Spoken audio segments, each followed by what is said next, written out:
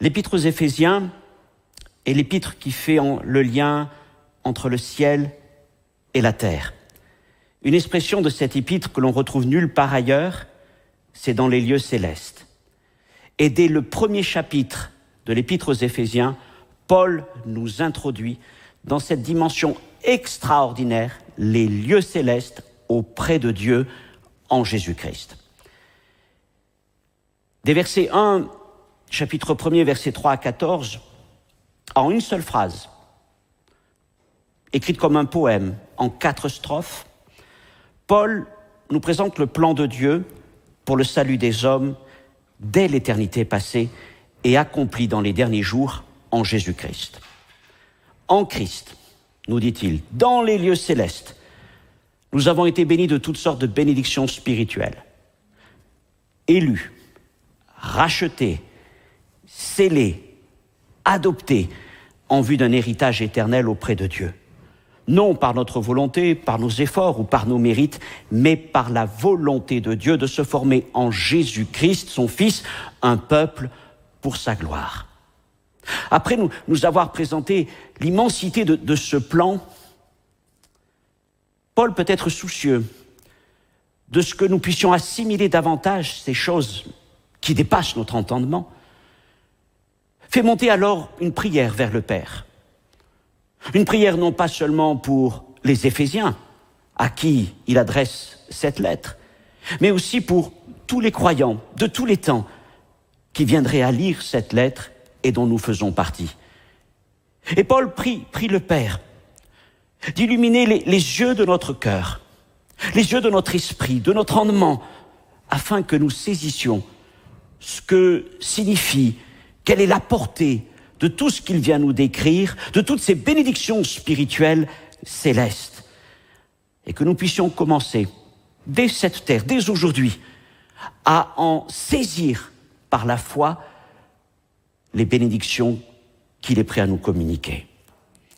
Ayant parlé de ces choses, dans le chapitre 2, Paul va quitter la dimension céleste pour, en quelque sorte, revenir dans le temps et dans le monde des hommes.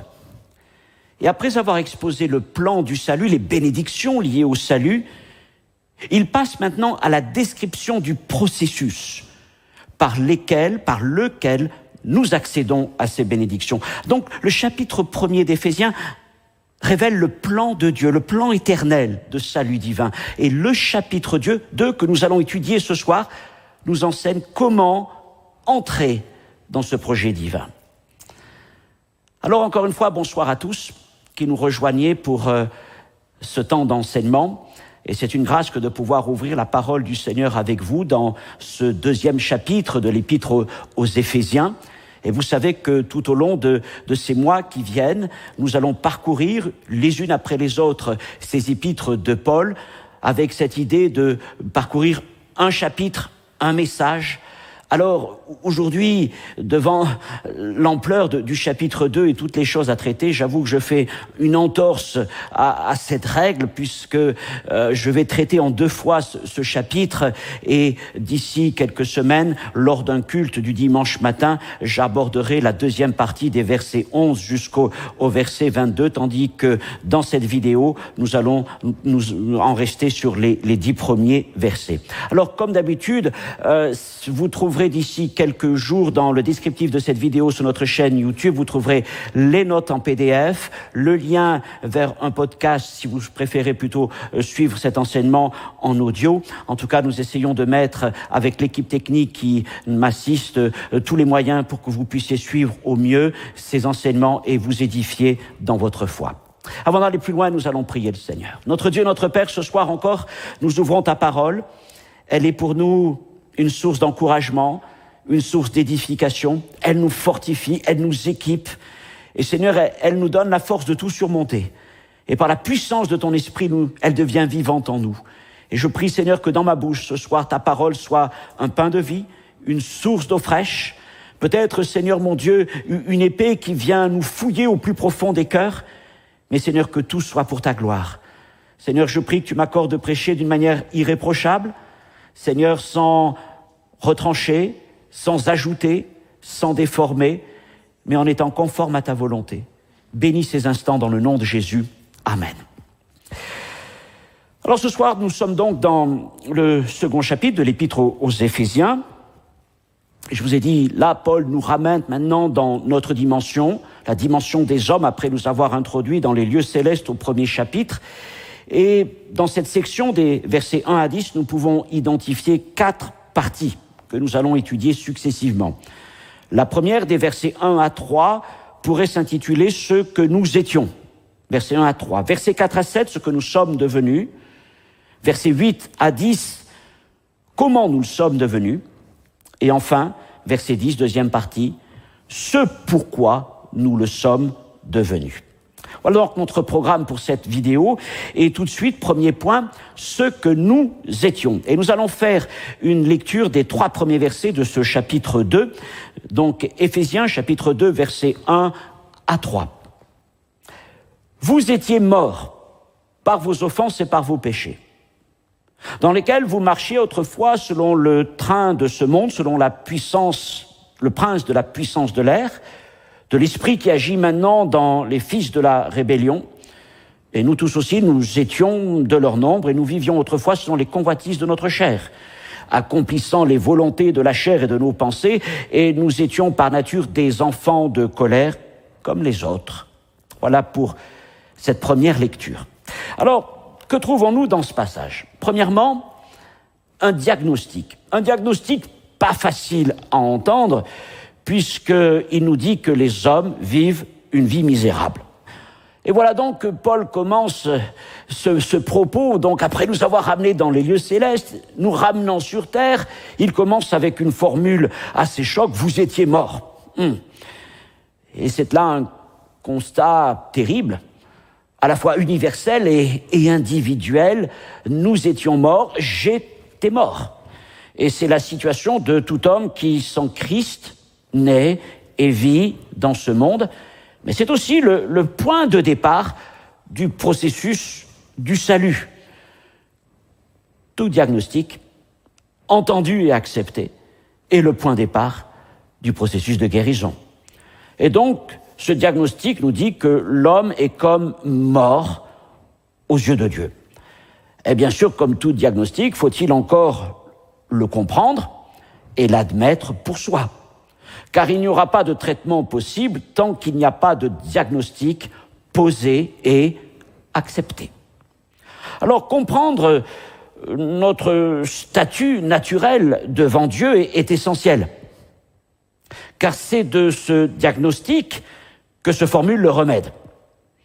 Que l'homme soit mort veut dire qu'il est coupé de la vie au sens où la Bible l'entend, c'est-à-dire séparé et privé de Dieu, Romains chapitre 3, verset 23. Et ce qui nous a privés et séparés de Dieu, nous le savons, c'est notre rébellion, ce sont nos péchés. Vous étiez morts par vos offenses et par vos péchés. Alors, à côté de cela, oui, évidemment, l'homme continue de vivre moralement, physiquement, mais d'une manière limitée, comptée et asservie. Et en tout cas, loin du compte de ce que Dieu avait conçu dans son plan de création. Et rien de ce qui vient de cette vie lui restant, aucune affection, aucune tendresse, aucun soin, aucun effort ne pourra, au fond, changer cette situation. Considérer l'homme comme un être mort, tel que Paul le fait, implique 2 choses. Mort, l'homme ne possède pas en lui-même les ressources pour changer son état. S'il est mort, il ne peut rien faire. Car la caractéristique principale de la mort, c'est l'impuissance. Et comme il l'écrit encore dans Romains chapitre 5, verset 6, « En dehors de Christ, sans Christ, nous sommes sans force. » Et vu la gravité extrême de l'état dans lequel l'homme se trouve, on ne peut pas simplement parler d'amélioration. On ne peut pas améliorer une situation de mort. Le besoin est beaucoup plus grand et ce qu'il convient uniquement, c'est de parler de résurrection, d'un changement d'état. de passer de la mort à la vie. Et le seul remède que la Bible nous propose et qui est préconisé par Jésus, c'est celui de la nouvelle naissance. Nous sommes nés une première fois par la chair, et par la chair, nous sommes pécheurs et séparés de Dieu. Et maintenant, comme Jésus le dit à Nicodème, par l'Esprit, nous devons naître à nouveau selon cette vie que le Seigneur veut nous communiquer. Alors, ayant posé le diagnostic, il nous faut maintenant parler de la cause du mal. D'où vient cette situation de mort? Paul l'écrit en quelque sorte, les hommes ont manqué le but. Qu'est-ce qui est la cause de notre mort? Le péché.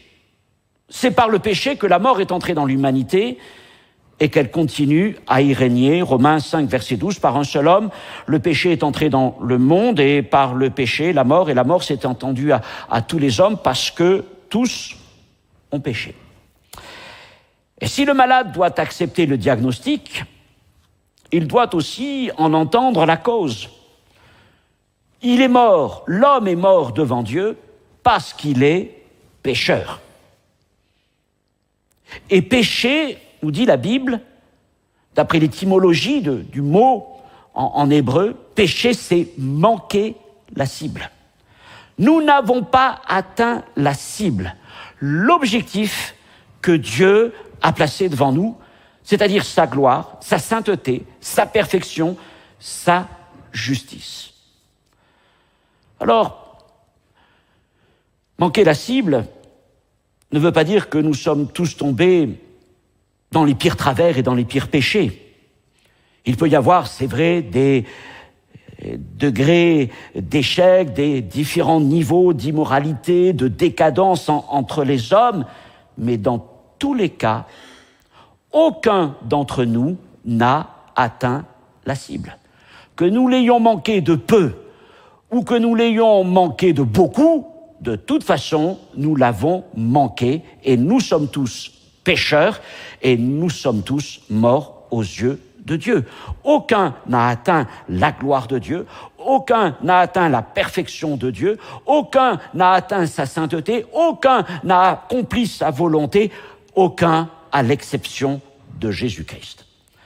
Alors, il l'écrit un peu plus loin, en conséquence de ce manquement, en conséquence de nos péchés, de nos offenses, nous sommes sous la colère de Dieu, nous sommes des enfants de colère, écrit-il à la fin du verset 3. Nous avons parlé du diagnostic, l'homme est mort aux yeux de Dieu. Nous venons de parler de la cause du mal, les hommes ont manqué le but en raison du péché. Et maintenant, remontons encore au-delà de cette cause et parlons de la source du mal. Il le révèle ici, les hommes vivent sous l'influence de Satan. Alors les gens d'aujourd'hui aiment à dire qu'ils vivent selon leur volonté, nous faisons ce que nous voulons, mais ce n'est qu'une illusion, une tromperie, une séduction. Les hommes agissent, et c'est ce que la Bible nous enseigne, selon ce que leur dicte le monde, selon le train de ce monde, comme Paul l'écrit, et aujourd'hui, même si l'image, bien sûr, est hors contexte par rapport au temps de Paul, eh bien, le train de ce monde va à une vitesse vertigineuse, à une très grande vitesse qui nous emporte et qui emporte l'humanité de plus en plus loin du projet de Dieu, de la volonté de Dieu. Ce monde, en grec, c'est le mot cosmos. Mais ça n'a rien à voir avec les étoiles ou les planètes. Parce que Paul, ici, ne parle pas d'un monde physique, mais plutôt d'une réalité morale et spirituelle, le train de ce monde, l'évolution morale et spirituelle de ce monde. Et donc l'homme est pris dans un système. Et dans ce système, eh bien, il s'y complaît. Il se livre dans les péchés de son époque. Il vit selon les normes de ce monde qui l'emporte de plus en plus loin de Dieu. Il vit selon bien les idées de son temps. Et généralement, il se conduit parfaitement en harmonie avec l'esprit de son temps. Il fait exactement ce que le monde fait. Alors, ce que nous pouvons dire, c'est que sans Christ, l'homme, en fait, n'est qu'un poisson mort emporté par le courant, par le train de ce monde. Et dans chaque génération, dans chaque temps, une même source cachée est à l'œuvre. On peut parler d'abord donc du train de ce monde. Vous marchiez autrefois selon le train de ce monde. Mais si on regarde au-delà de ça, si on adopte une vision spirituelle, Paul nous fait comprendre que ce que nous voyons autour de nous, que l'esprit de ce monde, que la culture de ce monde, que les façons faites de ce monde, que les pensées de ce monde, en fait, elles sont influencées, elles ont une source. Le prince de la puissance de l'air, le prince de l'esprit qui agit maintenant dans les enfants de la rébellion, et ce prince, c'est Satan. Et Paul nous dit donc que ce monde fonctionne selon un système satanique, un système dont Satan est à l'origine, et que quelque part il n'a de cesse de faire évoluer, d'alimenter toujours plus, poursuivant toujours un même but, éloigner toujours plus les hommes de la volonté de Dieu et les maintenir sous sa colère pour les perdre. Alors ça nous amène à comprendre que dans ce monde, spirituellement parlant, moralement parlant, rien n'est neutre. Tout porte la marque et les intérêts de celui qui l'inspire et qui est le prince de ce monde. Et aucun homme ne peut échapper à cette condition. Je t'invite à regarder un point très intéressant. Au verset 1er du chapitre 2, Paul écrit « Vous étiez morts ». Puis au verset 3, il dit maintenant « Nous tous aussi ». Que devons-nous comprendre entre ce « vous » et ce « nous » ? Bien, ce « vous », c'est une manière pour Paul d'interpeller ses lecteurs païens, d'origine païenne, grecque. Vous, gens des nations, vous, les Grecs, maintenant, avez donné votre vie à Seigneur, mais vous, autrefois, vous étiez morts. Mais il n'y a pas que vous qui étiez morts. Nous, tous aussi, c'est-à-dire nous aussi, d'origine juive, nous, juifs, nous étions morts aussi. Aussi, nous sommes tous morts, juifs comme païens. Nous sommes tous pris dans le train de ce monde. Nous sommes tous des enfants de colère, des enfants de la rébellion. Nous sommes tous morts aux yeux de Dieu. Voilà donc cette première partie qui n'a pas franchement quelque chose d'agréable, mais qui est nécessaire à entendre si nous voulons avancer plus loin, où Paul écrit ce que nous étions. Et là, utilisant des verbes à l'imparfait en français, donc dans un temps du passé, il s'adresse évidemment à des chrétiens nés de nouveau, qu'ils soient d'origine juive ou d'origine païenne, grecque ou autre, pour leur rappeler d'où ils viennent. Et peut-être ce soir, en ce moment même où vous m'écoutez, ou plus tard, pour certains, vous pouvez, oui, conjuguer ces phrases à l'imparfait. Voilà ce que j'étais, moi aussi, mais pour d'autres, vous devez peut-être encore le conjuguer au présent. Parce qu'avant de pouvoir dire ces choses au passé, il faut d'abord à un moment les dire au présent. Et peut-être dire, mais aujourd'hui, je suis mort. Je suis mort par mes offenses et par mes péchés. Je ne peux pas parler de ces choses au passé, parce que je suis encore, en train de marcher selon le train de ce monde. Je suis en train de marcher selon le prince de la puissance de l'air. Je suis encore un fils de la rébellion, un enfant de la colère. Et tout ce que je peux espérer, c'est qu'à travers ce message, à travers surtout la parole de Dieu et à travers l'action du Saint-Esprit, vous puissiez écouter ce diagnostic.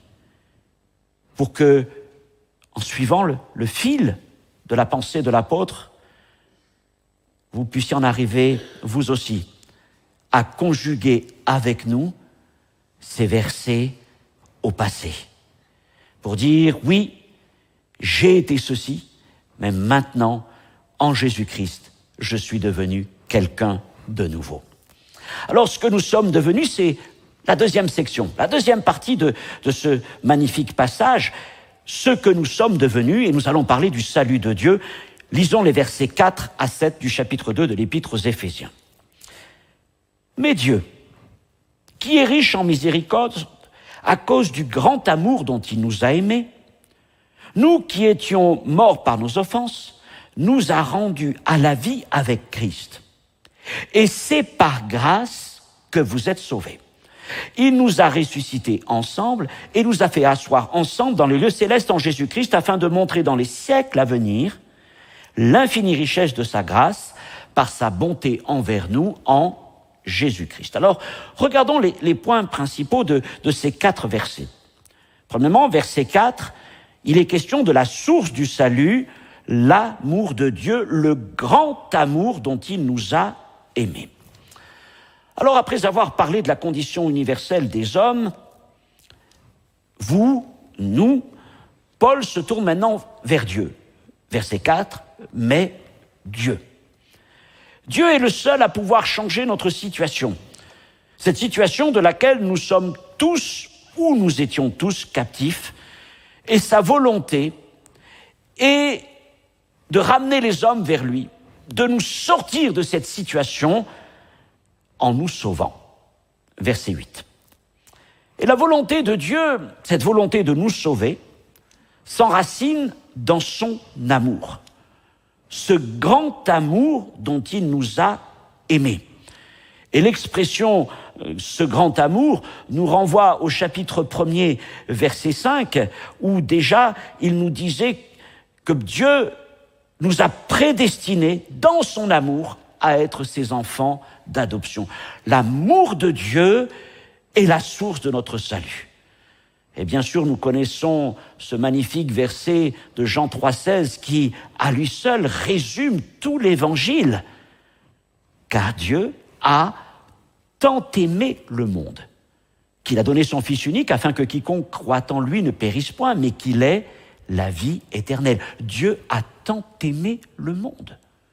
Et dans ce monde, il y a place pour tous. Il y a place pour moi, mais il y a place pour vous. Il y a place pour chacun d'entre nous. Et qui suis-je pour dire que un tel ou une telle n'aurait pas place dans cet amour? Dieu a tant aimé le monde. Et il ne s'agit pas là de parler de la création, des étoiles, des planètes, des cours d'eau, des montagnes ou autre chose. Oui, toutes ces choses témoignent de la gloire de Dieu, de la sagesse de Dieu. Mais ce que Dieu aime véritablement dans cette création, c'est cette humanité. Cette humanité à qui il a fait le cadeau le plus grand, le plus précieux, son Fils Jésus-Christ. Dieu veut nous sauver personnellement. Parce qu'il nous aime, et il nous aime en dépit de nos transgressions, en dépit de nos rébellions, en dépit de tous nos péchés. Dieu continue de nous aimer. Et Dieu, je te le dis, Dieu t'aime ce soir dans la situation dans laquelle tu te trouves. Et l'amour est un attribut essentiel de la personne de Dieu. Et son amour se manifeste à nous dans la grâce, verset 5, et dans la miséricorde, verset 4. Alors, autant Dieu est riche en amour, et autant il est riche en grâce. Et il est riche en miséricorde. Et l'amour de Dieu vient à nous à travers l'expression de la grâce et de la miséricorde.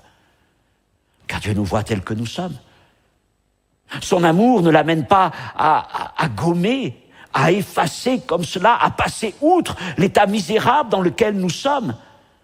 Mais Dieu ressent cette miséricorde à notre égard. Il nous voit dans cette situation de déchéance. Et Dieu ne se réjouit pas de voir une humanité qui gît sous la puissance des ténèbres, sous la puissance de Satan.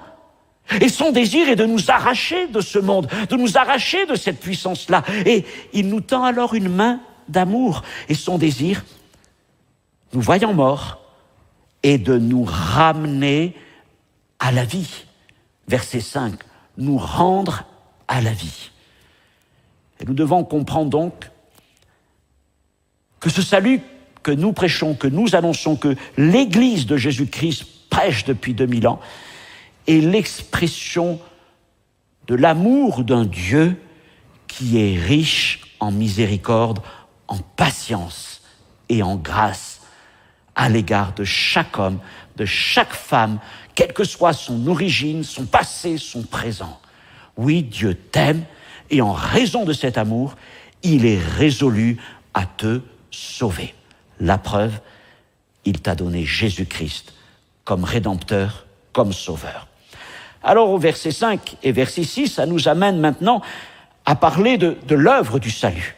La source du salut, c'est l'amour de Dieu. La source des calamités de ce monde, c'est la haine et la colère de Satan. Mais la source de notre salut, c'est l'amour de Dieu. Maintenant, l'œuvre du salut. Et l'œuvre du salut est une communication de vie, versets 5 et 6. Donc Dieu est la source unique du salut, et c'est uniquement en Christ et en communion, en union avec Jésus qu'il se trouve. Et c'est là le message de l'Évangile. Peut-être certains le trouvent radical. Oui, il n'y a de salut qu'en Jésus-Christ. C'est ce que Pierre disait lorsqu'il témoignait de sa foi devant des chefs juifs à Jérusalem. Il n'y a de salut en aucun autre, car il n'y a sous le ciel aucun autre nom qui ait été donné parmi les hommes pour que nous soyons sauvés. Ce nom, c'est le nom de Jésus. C'est l'œuvre de Jésus. C'est le message de Jésus, c'est la personne de Jésus, c'est tout ce que Jésus a accompli pour nous, de Bethléem jusqu'à la croix et de la croix jusqu'au ciel. Alors nous devons comprendre que le salut que Dieu veut nous communiquer n'est pas une simple remise à zéro des compteurs du péché. Pas comme si Dieu disait « Ok, on passe l'éponge et on redémarre et on verra si ça s'arrange ». Non. Le salut, c'est régler bien sûr la question du péché et de la mort, mais beaucoup plus. Le salut est une communication de vie. Dieu veut nous ramener à la vie, de mort que nous étions. Et c'est une véritable perspective de résurrection en vue d'une vie incomparable, la vie éternelle que nous recevons en Jésus-Christ. Et cette vie éternelle, c'est pas simplement quelque chose que nous regardons comme faisant partie de l'au-delà, d'un temps à venir, comme si simplement il était question, oui, du ciel et de l'éternité, ce qui est bien sûr vrai, mais cette vie éternelle, c'est une grâce à vivre dès aujourd'hui. Et une grâce à vivre par la foi. Parce que ce n'est ni par nos œuvres, ni par notre religiosité, ni par notre famille, notre généalogie, ou tout cela que nous pouvons être sauvés, mais uniquement par le moyen de la foi dans la grâce de Dieu manifestée en Jésus-Christ. Et cette foi elle-même, cette foi-là, il faut dire que ce n'est même pas le fait de nos efforts. Parce qu'en nous-mêmes, nous n'avons pas cette foi pour saisir ce salut. Mais la foi qui nous amène au salut, qui nous amène à vivre la vie que Dieu nous donne, c'est le produit de l'écoute de l'Évangile. Elle est un don de Dieu. L'apôtre Paul dit que la foi vient de ce qu'on entend, et ce qu'on entend vient de la parole de Christ. Lorsque la parole de Christ est prêchée, lorsqu'elle est enseignée, lorsque nous la lisons, lorsque peut-être quelqu'un nous témoigne tout simplement de Jésus, de toutes ces choses qui sont là, à un moment, cette parole devient vivante en nous et elle communique la foi à celui qui ne croyait pas. La foi est aussi un don de Dieu. Tout le processus du salut est un don de Dieu. Il est le produit de l'amour, du choix de Dieu, qui s'est donné lui-même pour notre salut en Jésus-Christ. Alors, qu'est-ce que Dieu nous a offert? Il nous a offert son amour, sa miséricorde. Il nous communique toutes les ressources pour croire. Mais encore plus, il s'est donné lui-même. Si vous voulez, Dieu ne s'est pas contenté de rester au ciel en nous annonçant un message « Croyez en moi, croyez en moi, croyez en moi ». Non, il a fait plus. Il a envoyé son Fils unique, qui n'est pas venu sur cette terre tel un roi, un prince, un chef de guerre ou un chef religieux. Il est venu, la Bible nous dit, tel un simple homme. Il a pris une forme d'homme, une forme de serviteur. Il s'est fait faible pour être faible avec le plus faible. Il s'est fait pauvre pour être pauvre avec le plus pauvre. Humble pour être humble avec le plus humble. Il est venu nous secourir, là, dans notre détresse, dans notre misère. Oui, Jésus est venu jusqu'à nous, non pour être servi, mais pour servir et donner sa vie comme la rançon de beaucoup. Et l'amour de Christ l'a amené non seulement à quitter sa gloire, pour venir jusqu'à nous, pour nous annoncer le message de Dieu, cet amour de Dieu. Mais dans son obéissance, Jésus s'est donné lui-même pour nous sur le bois de la croix, afin à la croix d'expier nos péchés. Et ça nous amène au point suivant, qui nous parle ensuite, de ce passage de Paul qui nous dit, je me suis un peu perdu dans mes notes, je suis désolé pour ça.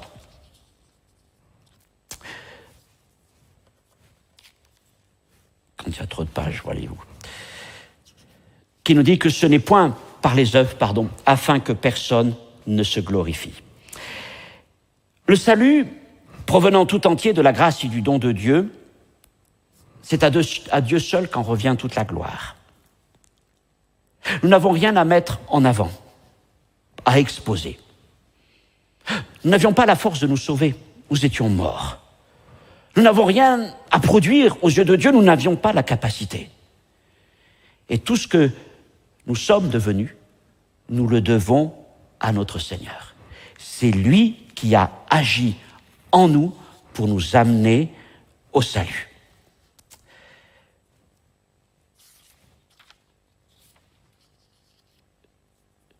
Je suis désolé, je me suis trompé dans mes pages, j'essaie de récupérer mon fil, j'en suis désolé. Troisièmement, comment le sommes-nous devenus ? Et nous allons lire des versets 8 jusqu'au verset 10, première partie du verset 10. Donc, pour reprendre, nous venons de voir ce que nous sommes devenus.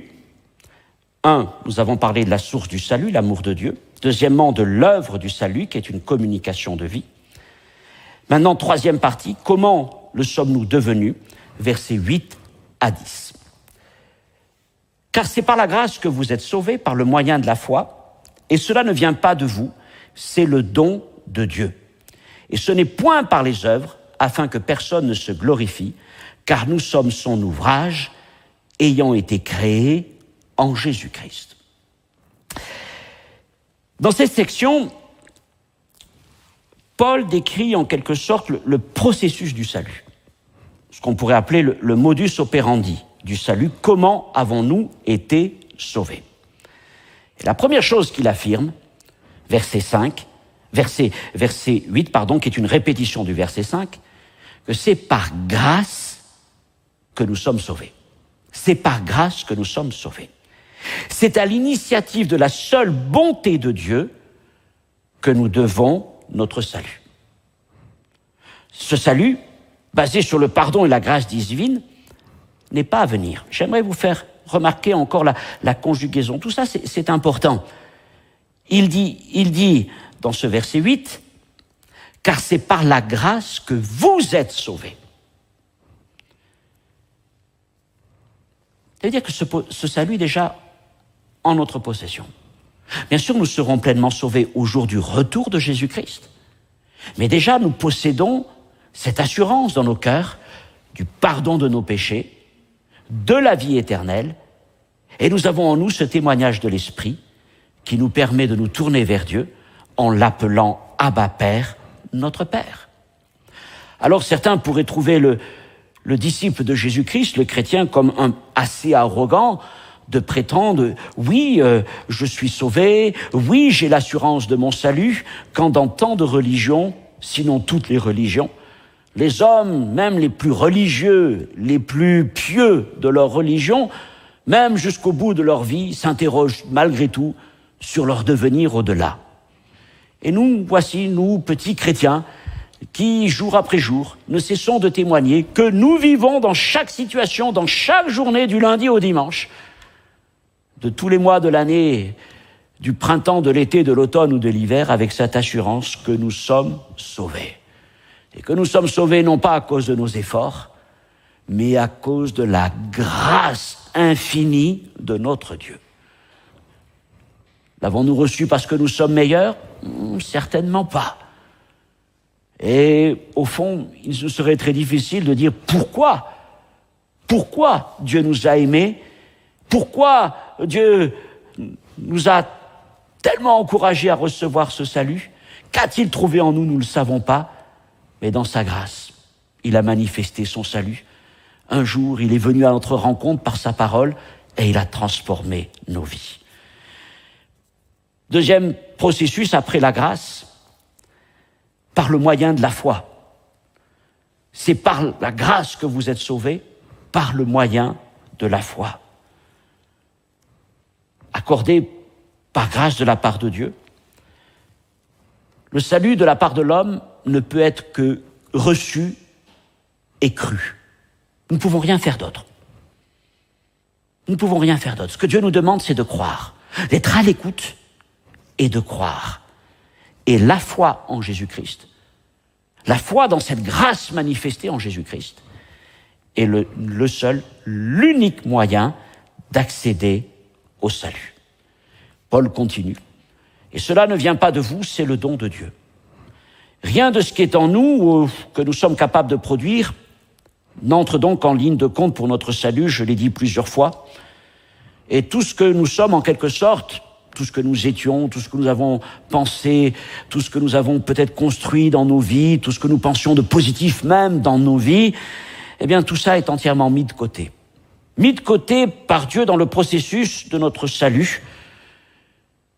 En quelque sorte, Dieu ne recherche rien de particulier en nous, pas même, je dirais, le positif, pas même les œuvres caritatives, pas même une bonne disposition de cœur, pas même de la religiosité, non, pas même des grâces en nous, rien de tout cela. Un chrétien n'impressionne pas Dieu, et encore moins un pécheur. Personne ne pourra amadouer Dieu. Personne ne pourra essayer, par ses efforts, d'obtenir l'approbation de Dieu. Non, non, non. Rien de ce que nous pouvons faire ne pourra faire changer Dieu. Ce que Dieu nous demande, c'est d'être à l'écoute de sa parole et de recevoir ce qu'il a préparé, lui. De recevoir ce salut et d'y entrer par la foi. Ce qui n'est pas toujours facile, il faut le reconnaître, puisque Jésus lui-même dit que, en quelque sorte, cette entrée dans le chemin de la foi, c'est comme passer par le chat d'une aiguille, par la petite porte de la muraille. Parce que cela nous demande beaucoup d'humilité. Cela nous demande de nous dépouiller, de fléchir le genou devant Dieu. Mais c'est le seul moyen par lequel nous pouvons parvenir au salut. Conclusion.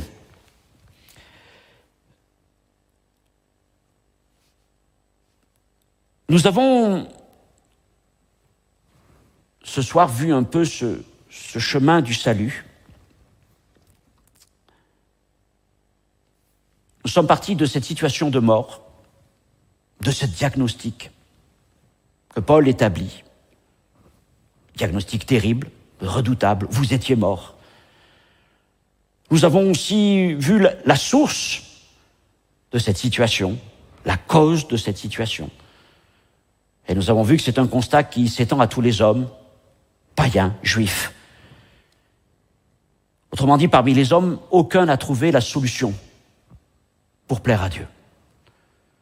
Et c'est alors qu'il nous ramène vers Dieu, mais Dieu. Et Dieu, plein d'amour et de miséricorde, est celui qui a préparé le moyen du salut. Et c'est un salut qu'il met à la disposition de tout homme. C'est un salut par lequel il veut nous ramener à la vie.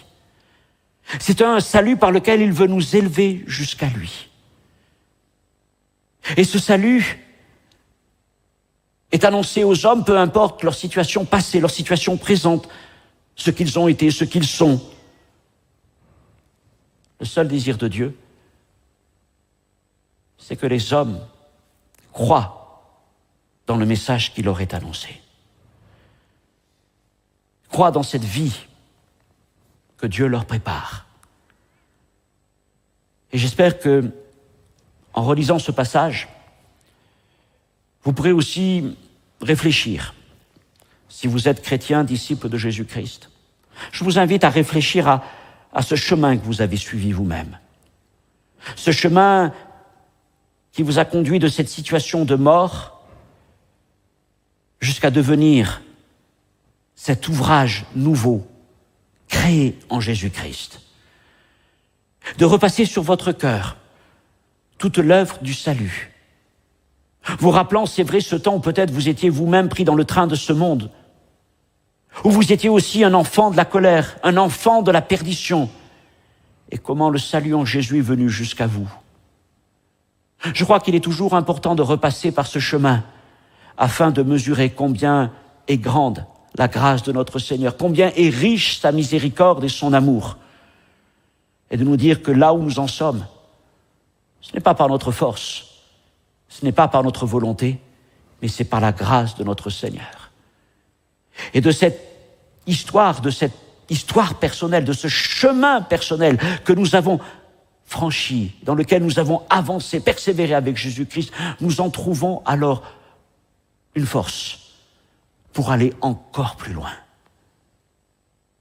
Et régulièrement, j'aime à considérer cette route par laquelle le Seigneur m'a conduit.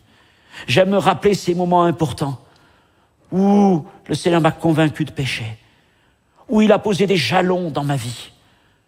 Ces moments importants où, dans sa grâce, j'ai pu entendre le message de la croix, où j'ai pu entendre son appel à venir à lui, où j'ai goûté à sa grâce et à sa miséricorde. Et tout cela m'amène à louer le Seigneur. Et tout cela, vous savez, me pousse à une chose. Et c'est la conclusion de ce passage, à me dire que rien de ce que j'ai fait dans ma vie ne me permettrait d'être là devant vous ce soir. Ce n'est pas par mes œuvres, afin que personne ne se glorifie. Mais aussi de considérer que toute cette œuvre de Dieu dans ma vie et dans votre vie a un but. Nous amener à accomplir son projet, à pratiquer les œuvres que Dieu a préparées d'avance. Tu étais mort, Dieu t'a refait vivre. Dieu a transformé ta vie, afin qu'à partir de maintenant, tu accomplisses des choses merveilleuses, marquées par la grâce de Dieu. Voilà ce chemin du salut. Voilà ce que Paul voulait nous rappeler, ce qu'il rappelait aux gens de son époque. Et dans les passages qui viennent, il va aller encore plus loin dans la révélation du plan de Dieu. Et nous en découvrirons ensuite la dimension collective.